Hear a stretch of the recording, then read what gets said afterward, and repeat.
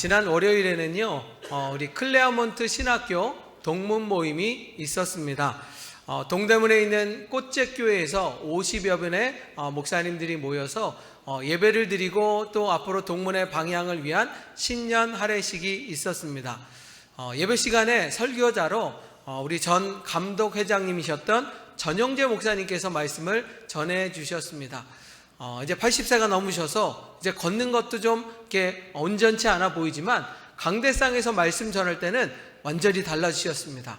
얼마나 담대하게 복음을 전하시고 또 말씀을 전하시는지 저도 참 많은 은혜를 받았습니다. 그러면서 이런 얘기를 하십니다. 수십 년을 목회하면서 성도들한테는 복음을 전하는 것이 그래도 할 수 있지만 목회자들 앞에서 말씀을 전하는 것은 지금도 두렵고 떨린다고 하시면서 무슨 말씀을 전할까 며칠을 고민하셨다가 그래서 본인이 은혜 받은 말씀을 전해야 되겠다라고 말하면서 말씀하신 것이 바로 오늘 본문 출애굽기 3장에 있는 부르심에 대한 말씀이었습니다. 우리 감독님께서는요 그런 얘기를 하셨습니다. 자신이 고등학교 3학년 될 때까지는 목회자가 될 거를 상상도 안 해봤다라는 것입니다. 그렇게 안 했다는 겁니다. 자신은 세상에서 성공해서 떵떵거리고 살고 싶었다 그렇게 얘기를 하십니다. 그런데 고3 때 수련회를 가서 하나님을 경험했어요. 하나님의 은혜를 받으면서 하나님이 나를 목회자의 길로 원하시는구나 라는 것을 마음을 먹었다라는 것입니다. 그런데 가만히 생각해 보니까 자기는 허물도 많고 죄도 많이 지은 것 같고 무엇보다도 자기는 부족한 게 많은데 왜 하나님이 나를 택하셨을까? 아마 분명히 나를 택하지 않았을 거야 라는 그런 의심이 들면서 이 길이 맞는가라고 고민하고 고민을 많이 하셨다라는 것입니다. 그렇게 기도하면서 며칠을 끙끙 앓면서 그리고 성경 말씀 읽는 중에 답을 찾고 믿음의 길을 결정했다라고 말하고 있습니다. 그 본문이요. 자, 요한복음 15장 6절 말씀인데 우리 한번 같이 읽어볼까요? 요한복음 15장 16절의 말씀 같이 읽어봅니다. 시작. 너희가 나를 택한 것이 아니요 내가 너희를 택하여 세웠나니 이는 너희로 가서 열매를 맺게 하고 또 너의 열매가 항상 있게 하여 내 이름으로 아버지께 무엇을 구하든지 다 받게 하려 함이라. 아멘. 하나님이 나같이 연약하고 부족한 죄인을 왜 택하셨을까라고 생각했는데 이 구절을 읽는데 분명하고 확신하게 얻었다라는 것입니다. 내가 잘나서 내가 대단해서가 아니라 하나님이 나를 사랑하여 부르셨다라는 생각을 통하여 믿음의 길을 걷기로 하고 목회자의 길을 걷기로 결정했다라는 것입니다. 나는 부족하지만 나는 연약하지만 그 사랑의 하나님이 나를 붙잡아 주시고 나를 하나님의 자녀 삼아 주시는 하나님의 은혜가 너무나 감사하여 그 길을 가게 되었다라는 것입니다. 자, 그런데 목회를 하다 보니까 교회도 부흥되고 또 감독님까지 되는 높은 자리에 올리다 보니까 사실은 그 부르심에 대한 말씀, 나 같은 죄인을 살리신 주님의 은혜를 생각해야 보다 시간이 지날수록 자기도 모르게 내가 잘하니까 이렇게 됐구나 라는 생각이 들면서 언젠가부터는요 새해가 출발할 때마다 우리 목사님은요 이 출애굽기 3장 부르심에 대한 말씀을 들으면서 겸손해지기 위하여 낮아지기 위하여 하나님을 더 높여드리기 위하여 노력하고 있다라고 말씀하시면서 후배인 우리 목회자를 향하여 여러분들도 늘 평생을 살아가며 주님의 부르심을 잊지 않고 열심히 목회해야 된다라는 말씀을 전해 주셨습니다. 저도요 부르심에 대한 말씀은 여러 번 설교했고요 이미 다른 목사님을 통해서 수도 없이 들었던 것이 이 출애굽기 3장의 말씀이었습니다. 하지만 그 감독님이 주셨던 그 말씀이요 하나님이 저에게 주셨던 말씀처럼 그렇지 나도 주님의 부르심 앞에 내가 더 순종해야지 더 겸손해야지 더 좋은 목회자가 돼야지 라는 것을 결심하면서 한 주간 이 말씀을 붙잡고 묵상하였습니다. 그러면서 주님께서 말씀하셨습니다. 이 말씀은요 저 혼자의 말씀이 아니라 이 자리에 있는 여러분들에게 주신 똑같은 말씀이라는 것입니다. 자, 제가 한번 질문해 볼까요? 여러분 한번 스스로 대답해 보시기 바랍니다. 여러분들이 이 자리에 앉아 있는 이유는요 하나님을 사랑하고 교회를 사랑하는 이유 때문입니까? 아니면 하나님이 여러분들을 사랑하여 이 자리에 앉아 있습니까? 뭐라고 대답하기가 좀 애매하죠. 다시 질문할게요. 여러분들이 이 자리에 앉아있는 이유는요, 하나님의 선택일까요? 아니면 여러분들의 선택일까요? 하나님의 선택이다. 여기서요, 똑같은 질문인 거 비슷한 대답일 것 같지만요, 대답에 따라서 그 결과는 완전히 달라집니다. 자, 예를 들어 그러볼까요? 내가 하나님을 택했고 내가 교회를 택했다, 이런 마음을 먹은 사람은요, 어떤 마음이 드느냐? 좋을 때는 좋은 거지만 싫을 때는 내 마음대로 바꿀 수 있다는 것입니다. 내가 교회를 택했고 내가 하나님을 택했으니까 내 마음대로 교회 바꿀 수 있는 것이고, 내 마음대로 하나님을 떠날 수 있는 것은 바로 누가 택했냐에 따라서 결정할 수 있다는 것입니다. 그런데 여러분들 마음 가운데 하나님이 나를 사랑하여 하나님이 나를 부르셨다, 이런 믿음을 간직하고 있었다면요, 내가 오늘도 열심을 다해야 됩니다. 내가 더욱더 주님을 사랑해야 됩니다. 하나님의 사랑을 내가 느꼈으니 내가 믿음 생활을 온전하게 하는 것이 맞다라는 것입니다. 다시 말하면요, 하나님이 나를 택하여 믿음의 길을 걷게 했다면 하나님이 택한 것이기에 내 마음대로 바꿀 수 없다라는 것입니다. 믿음이라는 것이 바로 그런 것입니다. 내가 택했느냐, 내가 사랑했느냐, 그것이 아니라 하나님이 나를 택하여 주었사오니 내가 믿음으로 나아가겠습니다 라고 고백하는 것이 믿음의 길이라는 것을 기억하는 믿음의 성도가 되기를 주님의 이름으로 축복합니다. 자, 오늘 본문의 말씀은요, 부르심에 대한 말씀입니다. 왜 자막 화면 보여주죠? 절 보여줘야죠. 네, 자막 보이지 말고요. 오늘 본문의 말씀은 이것입니다. 애굽 땅에서 노예 생활을 하고 있던 히브리 민족이요, 하나님 앞에 부르짖고 있습니다. 하나님 제발 도와달라고, 고통스러워서 힘들어한다고. 성경을 보면요, 가끔 저래도 되나라는 생각이 들 때가 있습니다.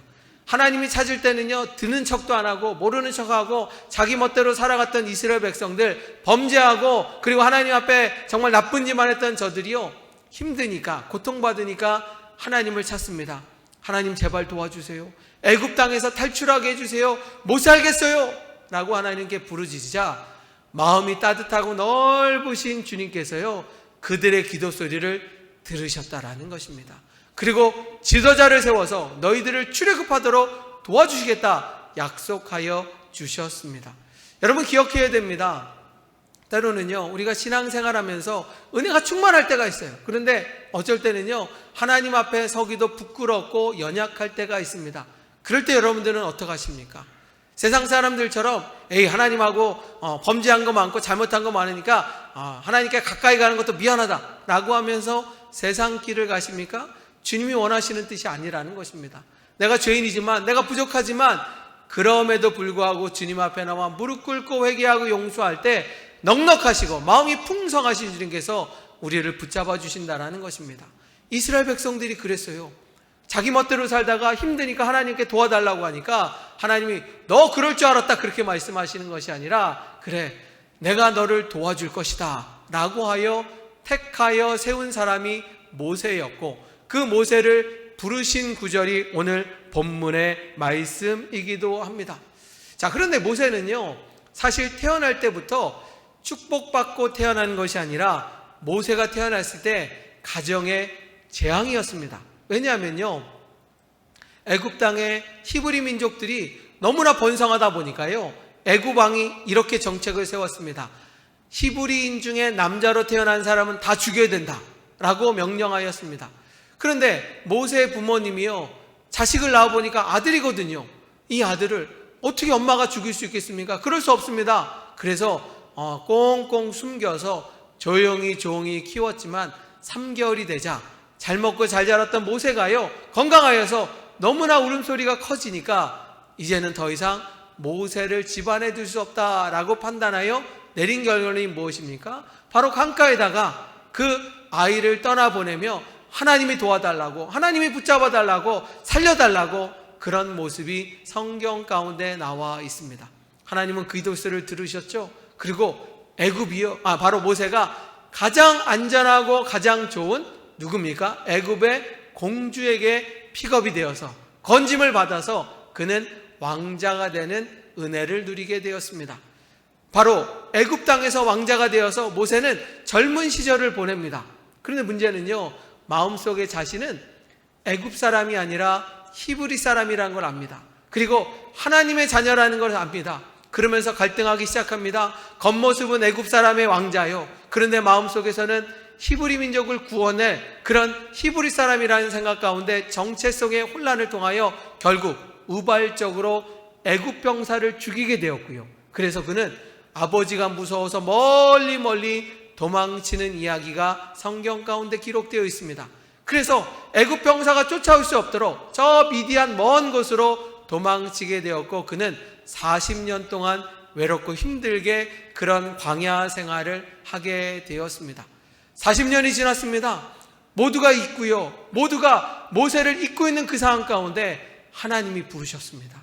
하나님이 인도하였습니다. 하나님을 그에게 향하여 너는 내가 너를 불렀으니 나에게 순종하라 라고 말씀하며 그에게 사명을 주는 이야기가 성경 가운데 나와 있습니다. 자, 한번 읽어볼까요? 출애굽기 3장 4절에 보면 이런 말씀이 나와 있습니다. 자, 출애굽기 3장 4절 시작. 여호와께서 그가 보려고 돌이켜 오는 것을 보신지라 떨기나무 가운데서 그를 불러 이르시되 모세야 모세야 하시매 그가 이르되 내가 여기 있나이다. 아멘.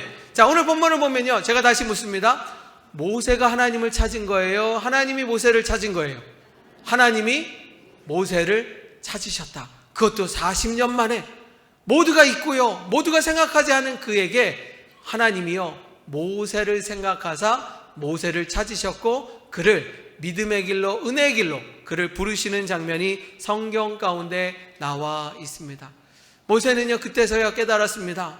아, 내가 믿는 하나님은 내가 어려운 곳에 있다고, 내가 사막에 있다고, 광야에 있다고 나를 버리신 것이 아니라 나와 함께 하여 주셨고 때가 되면 나에게 은혜를 베풀어 주시기 위하여 사명을 주셨구나 라는 것을 깨닫게 되었다라는 것입니다. 저는 이 장면을 보면서 한 가지 찬양이 떠올랐는데요, 우리 같이 한번 이 찬양을 부를까요? 감사해요 깨닫지 못했었는데. 오늘도 이 찬양을 부르면서 주님, 내가 그냥 세상에 버려진 잔지 알았는데 하나님이 나를 자녀 삼아주셨고 나를 부르셨군요. 그런 은혜를 생각하며 이 찬양 함께 부르시겠습니다.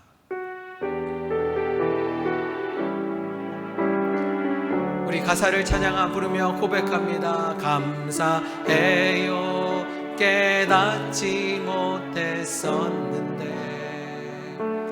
내가 얼마나 소중한 존재,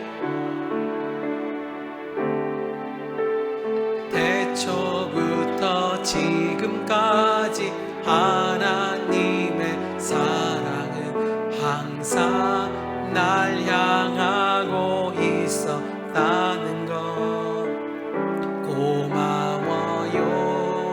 그 사랑을 가르쳐준 당신께 주께서 허락하신 당신께 그리스도의 사랑으로 더욱 섬기며 이제 나도 세상에 전하. 우리 옆 사람 보면서 우리 권사님은 사랑받기에 태어났습니다. 당신을 사랑받기 위해 그리고 그 사랑 전하기 위해 주께서 택하시고 이 땅에 심으셨네.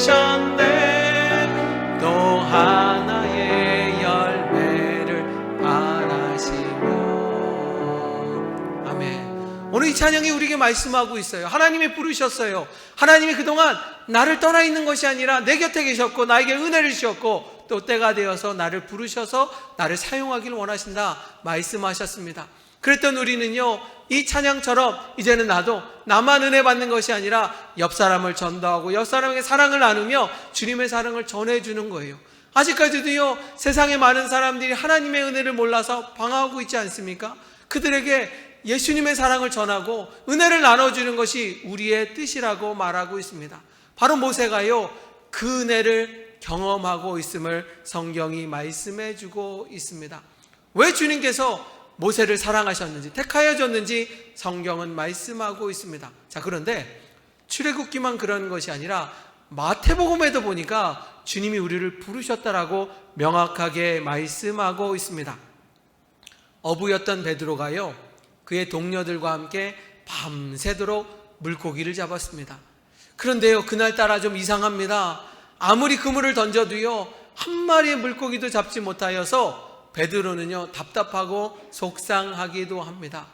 지금이나 과거나 어부들은 참 힘든 일이었지만 대우도 받지 못하고 넉넉하지 못했습니다. 그러니 하루하루 물고기를 잡아야 부인을 먹일 수 있고요, 자식을 키울 수 있는데 그날은 어떠한 물고기도 잡지 못했습니다. 아니, 그 물고기들이 멀리 도망간 것 같습니다. 딴 데 가서 회의하러 갔는지 출장 갔는지 아무것도 잡을 수 없는 상황 가운데 놓여 있습니다. 그런데요, 그러면 베드로가요, 물고기를 못 잡는 어부였나? 아니에요. 얼마나 많이 잡았는지요. 벌써 한 10몇 년 전에 제가 성지순례를 이스라엘로 갔다 왔었는데 바로 거기에서요, 물고기 한 마리를 주더라고요. 그래서 이 물고기 뭐냐면 베드로 피시라고 그러더라고요. 피터 피시라고 그래요. 왜 그러냐? 베드로가 얼마나 그 물고기를 많이 잡았는지 그의 별명이 베드로 물고기라는 거예요. 그만큼 베테랑 어부였고요, 한번 물고기 잡으면 많이 잡았었던 사람이 베드로였는데 그날따라 한 마리도 잡지 못하고 속상하고 마음 아플 때가 있었습니다. 그리고 이제는 다음 날을 위하여 그물을 정리하고 있는 새벽에 예수님께서 베드로에게 찾아오셔서 말씀하셨습니다. 베드로야, 내가 너를 도와줄 테니 그물을 정리하지 말고 한 번 더 그물을 내려라 라는 말씀이에요. 자, 같이 읽어볼까요? 누가복음 5장 4절의 말씀 같이 한번 읽어봅니다. 시작. 말씀을 마치시고 시몬에게 이르시되 깊은 데로 가서 그물을 내려 고기를 잡으라. 아멘. 자, 이 얘기를 들었을 때 아무것도 모르는 우리는 그래, 깊은 데 가서 그물을 던져야지 그렇게 생각하지만요, 아까 얘기했잖아요. 베드로의 직업이 뭐라고요?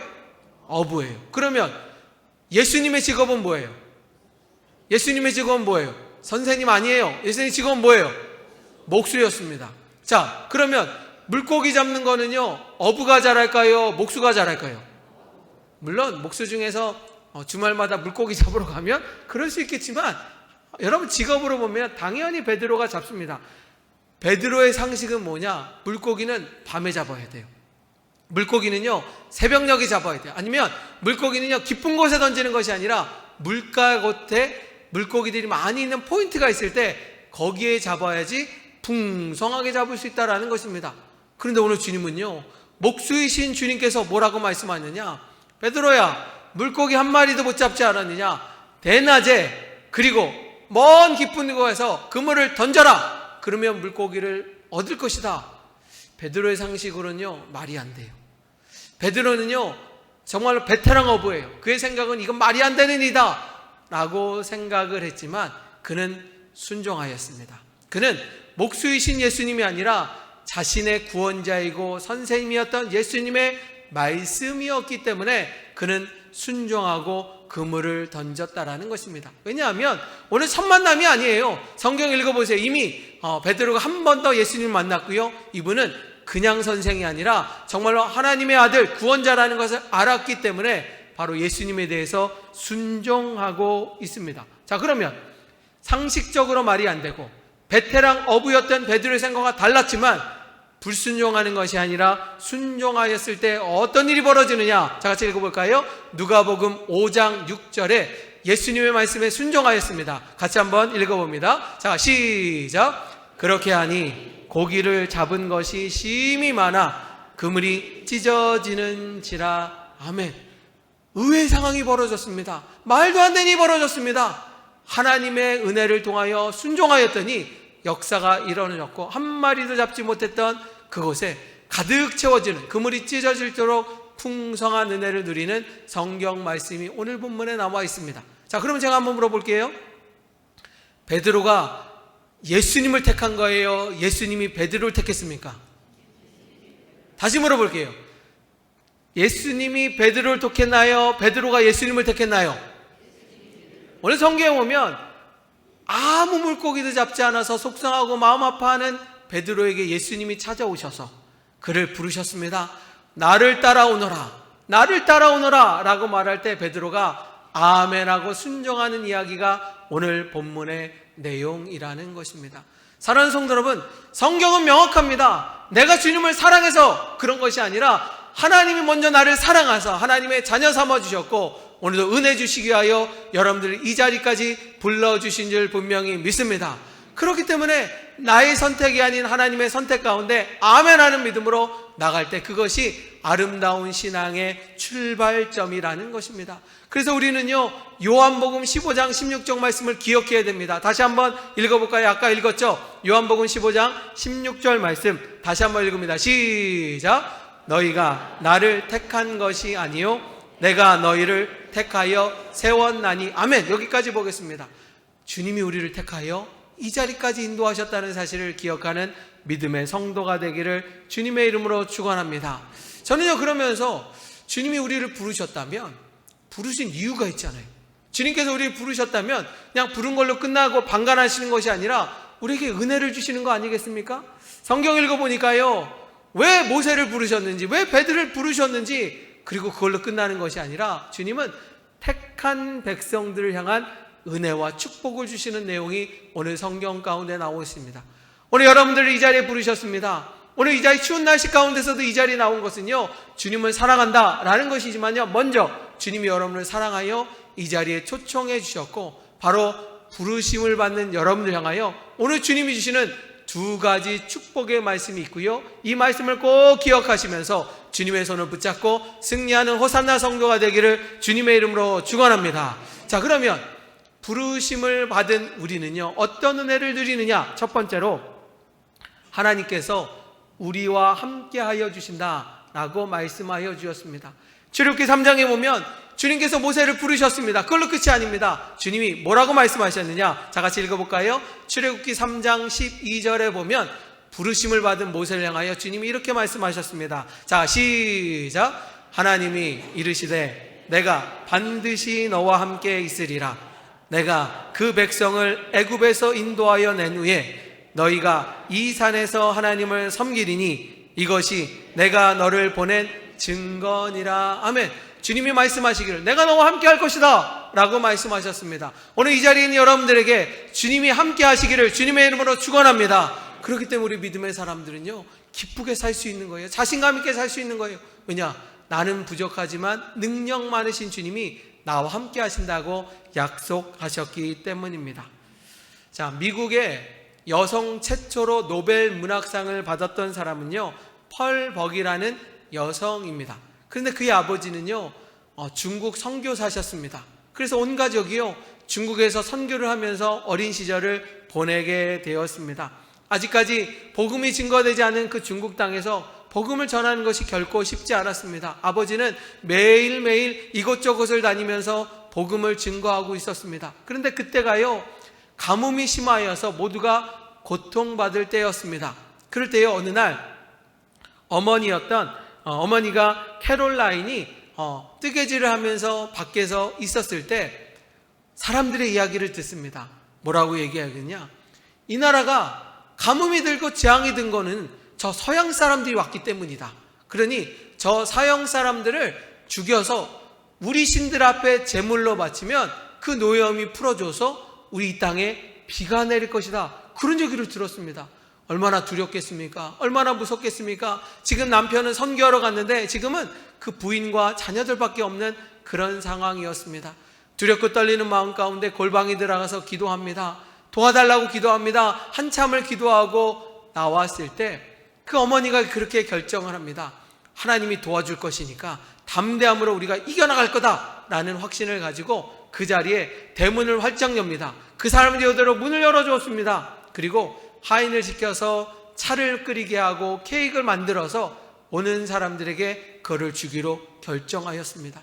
중국 사람들이요, 서양인들을 죽여서 제물로 바치면 신이 노한 것을 풀어주겠다라고 하여 다 무기를 들고 달려왔습니다. 그런데 가보니까 문이 꽝꽝 닫혀 있을 줄 알았는데 문이 활짝 열리니까 어리둥절하여 그 자리에 들어갑니다.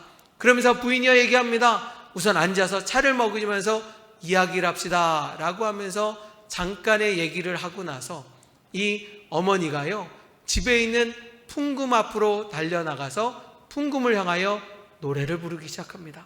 그 노래가 무슨 노래냐? 우리 한번 같이 한번 찬양해 볼까요? 여러분, 이 찬양을 불렀을 때 이 노래를 불렀다라는 것입니다. 함께 찬양하시겠습니다.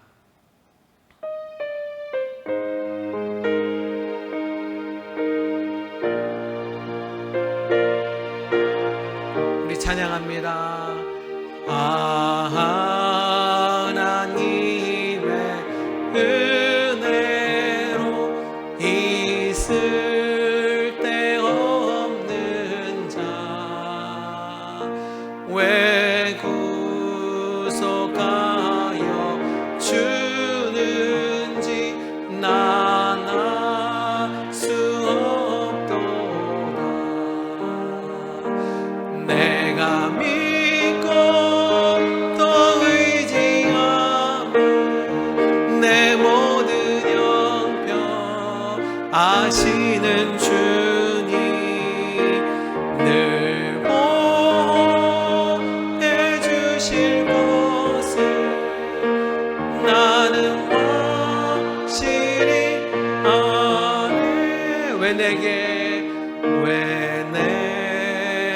굳세 믿음과 또 복음 주셔서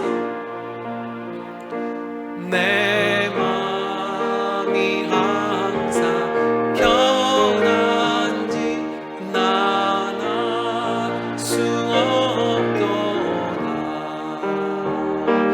내가 믿고 또 의지하는 내 모든 형편 아시는 주님 늘 보호해 주실 것을 나는 확실히 아네. 아멘. 어머니가요 이 노래를 불렀다라는 것입니다. 그래, 여러분 생각해 보세요. 우리를 죽이겠다고 달려나온 사람이요 노래 한 곡 들었다고 마음이 바뀔까요? 그렇지 않을 것입니다. 그런데 어머니가 이 찬양을 부르는 순간에 그들을 죽이겠다고 왔던 사람들이요 한 명 한 명씩 그 자리를 떠납니다. 그 자리를 떠나고 그리고 모든 것이 다 종료되었습니다. 그리고 저녁이 되었을 때 하늘로부터 비가 내리기 시작하였고 하나님의 은혜를 사모하는 그들의 기도 소리 가운데 그 땅에 가뭄이 지나가는 기적의 역사가 일어났음을 그의 고백문을 통하여 말씀하고 있습니다. 우리가 믿는 하나님은요 바로 그런 하나님일 것입니다. 우리가 위험 가운데 어둠 가운데 있을 때 우리를 방관하고 버리시는 분이 아니라 우리와 함께하여 주시고 우리를 도와주시는 은혜의 하나님이라고 말씀하고 있습니다. 벌벅이라는 노벨문학상을 받은 자가 간증하고 있습니다. 내가 어렸을 때 만났던 그 주님은 내가 힘들고 어려울 때마다 나와 함께하여 주시고 나를 택하여 복을 주시고 은혜를 주시는 분이 우리가 믿는 하나님이라는 것입니다. 바로 그 하나님이 우리가 믿는 하나님이고요, 오늘도 예배를 통하여 우리가 경배하고 만날 그 주님이라는 사실을 기억하시면서 바로 우리를 부르셨던 주님께서 여러분 인생 가운데 함께하여 주시고 도와주시는 분이 되기를 주님의 이름으로 축원합니다. 바로 그 은혜라는 것입니다. 두 번째는요, 우리를 부르셨던 주님께서 우리를 복배롭고 존귀하게 여겨주신다. 성경은 말씀하고 있습니다. 자, 읽어볼까요? 이사야 43장 4절에 보면 이런 말씀이 나와 있습니다. 같이 읽어볼까요? 같이 있습니다. 시작. 내가 내 눈에 보배롭고 존귀하며 사랑하였은즉 내가 내 대신 사람들을 내어주며 백성들이 내 생명을 대신하리니. 아멘. 자, 오늘 보니까요, 우리를 보배롭고 존귀하게 여겨주신다, 성경이 말씀하고 있습니다. 제가 한번 물어볼게요.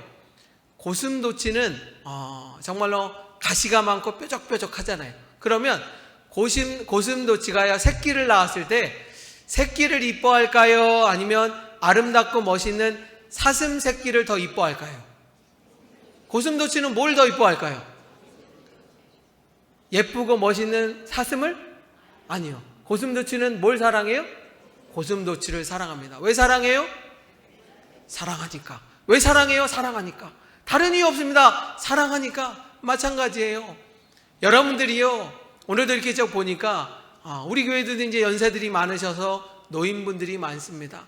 여러분들이 세상 가운데 나가면 아름답다, 대단하다, 위대하다, 잘생겼다, 멋있다 그렇게 얘기하는 경우가 많이 적어졌을 것입니다. 아니 여러분 20대 때는 참 멋있었는데 지금 70대 80대가 되니까 거울을 보면서도 서럽기도 하고, 아니 거울도 보기 싫을 때가 있지 않습니까? 그런 마음이 들 때가 있습니다. 세상적으로 객관적으로 보면요, 여러분들이 존귀함을 받거나 누구에게 사랑받을 그런 모습은 아닐 수도 있습니다. 근데 제가 말씀드렸죠, 고슴도치는 누구를 사랑한다고요? 고슴도치 새끼를 사랑한다고. 겉모습이 멋있고 아름다워서 주님이 사랑하는 것이 아니라 왜 여러분들을 사랑하느냐? 여러분들이 하나님의 자녀이기 때문에, 하나님이 부르셨기에 여러분들을 사랑한다는 사실을 기억하는 믿음의 성도가 되기를 주님의 이름으로 축원합니다. 그런데 주님이요, 여러분들을 보배롭고 존귀하게 여기신다는 것입니다. 쓸모없고 그냥 그런 것이 아니라 여러분들을 보배롭고 존귀하게 여기신다라고 말하는 것입니다. 우리 옆 사람한테 한번 인사할까요? 권사님은 보석 같은 존재입니다. 시작! 권사님은 보석 같은 존재입니다. 보석 같은 존재라는 사실을 기억하시면서 바로 하나님이 여러분들을 보배롭고 존귀하게 여기신다라는 것입니다. 노스캐롤라이나, 미국의 한 주죠. 거기 어느 시골 마을에 수백 년 전부터 울퉁불퉁하고 못생긴 돌이 하나 있었다고 합니다. 사람들은 그들을 보면서 그냥 멀리 치우고 싶은 마음도 있었지만 무거워서 그 돌을 치울 수가 없었습니다. 그 돌을 보면서 형편없고 못생겼다라고 말하고 있습니다. 어떤 사람이요, 자신의 문이 자꾸 열렸다 닫혔다 하니까 그 돌을 옮겨다가 문을 고정할 때 사용해야겠다라고 하여 그 버려지고 못생긴 돌을 집으로 가져갔다라는 것입니다. 그런데 얼마 지나지 않아서요, 그 집에 유명한 지질학자가 그 길을 지나가다라는 것입니다. 그 길을 지나가다가 보니까 그네에는요, 그것이 울퉁불퉁한 못생긴 돌이 아니라 황금 덩어리라는 걸 알았어요. 그러면서 이 돌이 세상에서 가장 위대하고 아름다운 금덩어리입니다 라고 얘기하여 그것을 팔아서 정말 큰 부자가 됐다라는 그런 이야기가 있습니다. 일반 사람들 눈에는 보이지 않지만요, 전문가의 눈에는 그게 보배롭고 아름다운 금덩어리였음을 말해주고 있습니다. 마찬가지입니다. 하나님이 여러분들을요, 보배롭고 존귀하게 여긴다는 것입니다. 여러분들의 겉모습뿐만 아니라 여러분들의 마음을 보시고 하나님이 은혜롭고 존귀하게 여겨주신다라고 말씀하고 있습니다. 2025년도는 그런 주님의 사랑 가운데 여러분 모두가 보배로운 존재가 되기를 주님의 이름으로 축원합니다. 그것이 성경의 말씀이라는 것입니다. 오늘 말씀을 기억하십시오. 근데 여러분 오늘 말씀하다 보면 그렇게 생각할 때가 있습니다. 모세를 부르셨고 베드로를 부르셨으니까 이 말씀은 목사님한테 부르는 말씀이다, 특별한 사람한테 부르는 거다. 아니에요. 오늘 성경은 왜 이 말씀을 주셨는가? 자, 한번 따라 볼까요? 하나님이 나를 부르셨습니다. 이 말씀을 전하기 위한 하나님의 은혜라는 것입니다. 여러분들을 하나님의 자녀로 삼아주셨고 2025년도 하나님 여러분과 함께 하시기를 주님의 이름으로 축원합니다. 여러분들 보배롭고 존귀하게 승리하는 호산나 성도도 만들기를 주님의 이름으로 축원합니다. 그것이 바로 하나님이 여러분을 사랑하는 증거요 은혜라는 사실을 기억하시면서 오늘 말씀을 꼭 붙잡고 나를 부르셨던 주님께서 나를 책임져 주시고 은혜해 주셨다는 것을 기억하며 주님과 함께 승리하는 2025년도가 되기를 주님의 이름으로 축원합니다. 기도하시겠습니다.